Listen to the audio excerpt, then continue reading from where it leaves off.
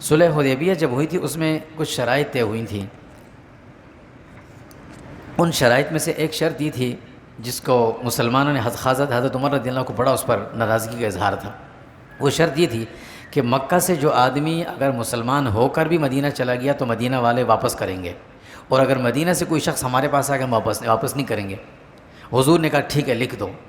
اس بات پر حضرت عمر رضی اللہ عنہ تھوڑے سے ناراض ہو رہے تھے کہ یا رسول اللہ یہ کیوں، اتنا دب کر ہم ان شرائط کو بھی تسلیم کر لیں، ہمارا کوئی آدمی چلا جائے تو وہ واپس نہیں کریں گے، ان کا آج تو ہمیں واپس کرنا پڑے گا. حضور نے فرمایا ٹھیک ہے لکھ دو.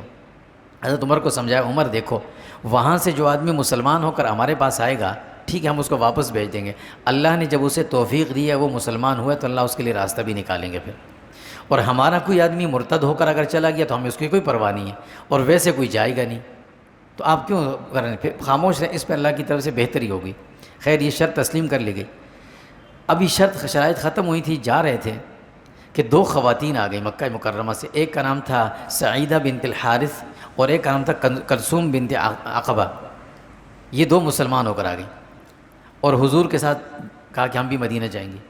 تو جو معاہدہ لکھنے والے لوگ تھے، جو مکہ والوں کا نمائندہ تھا سہیل جس کا نام تھا، باقی لوگ ان کے ساتھ تھے، بعد میں یہ سب مسلمان ہو گئے تھے. اس نے کہا دیکھو یہ خواتین آ گئی، ان کو واپس کرو، ان کو واپس کرو.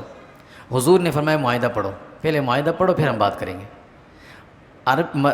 اردو میں ہم کہتے ہیں نا کہ کوئی آدمی، تو آدمی میں مرد بھی آ جاتا ہے عورت بھی آ جاتی ہے، لیکن عربی کے اندر جو لفظ استعمال ہوتا ہے وہ آدمی کا لفظ استعمال نہیں ہوتا. وہاں لفظ استعمال ہوتا ہے مرد کہ رجل یا امرا، رجل یا امرا لفظ استعمال ہوتا ہے. جو معاہدے کے اندر جو لکھا ہوا تھا وہ لفظ رجل لکھا ہوا تھا کہ کوئی مرد آئے گا تو واپس کیا جائے گا.